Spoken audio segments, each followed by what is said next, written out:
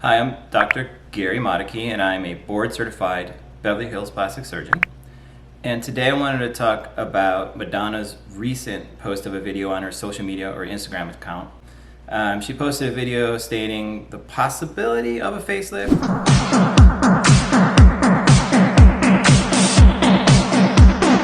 Oh my god, just shut the fuck up. Also possibly an imposter. I think it's interesting that this sort of a video is almost like a preemptive strike. It's sort of anticipating that people are going to notice a change, that something's different.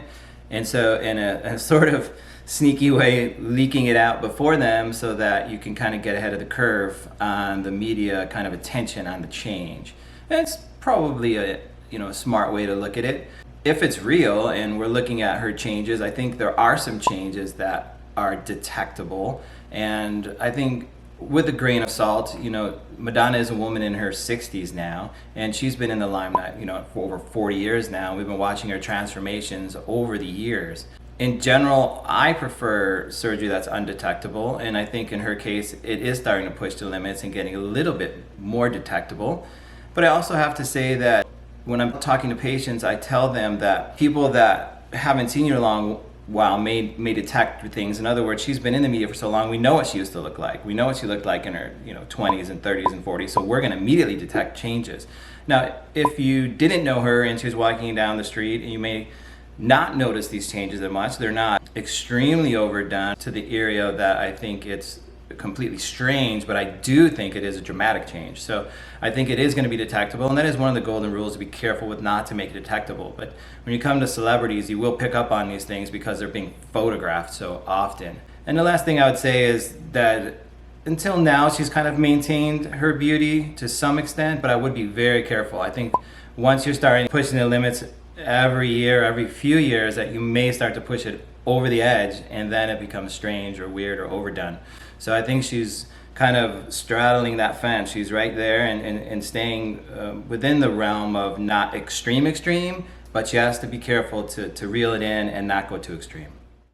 So we obviously have seen Cher evolve. What do you think, generally speaking, we can do a separate video about her, but what do you think of her results? Yeah, I think, how old is Cher now?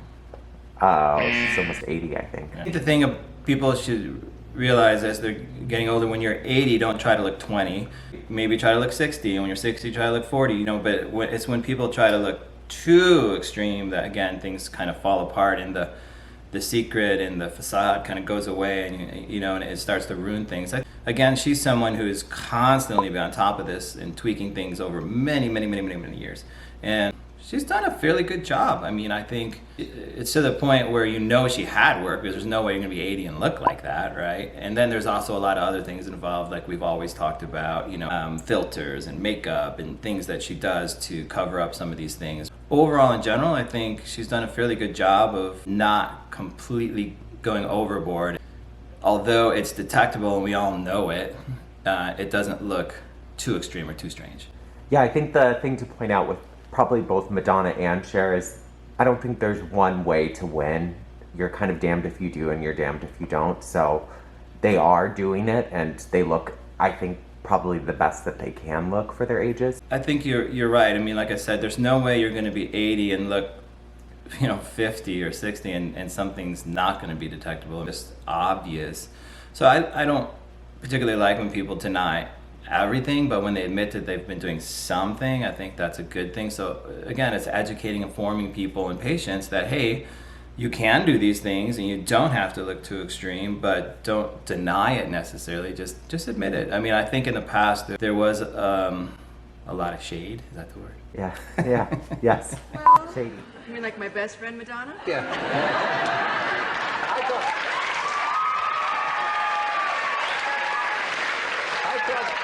I thought that was a subtle way to drag her in, you understand? How about dragging her in by her hair? Very good.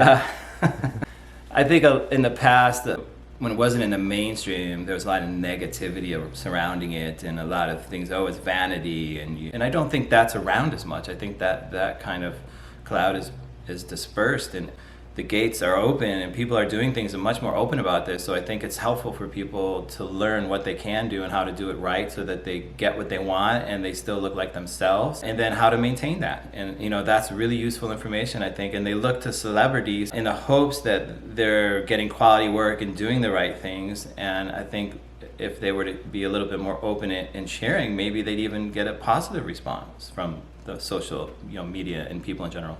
Yeah, maybe that can be Madonna's next controversy. There you go.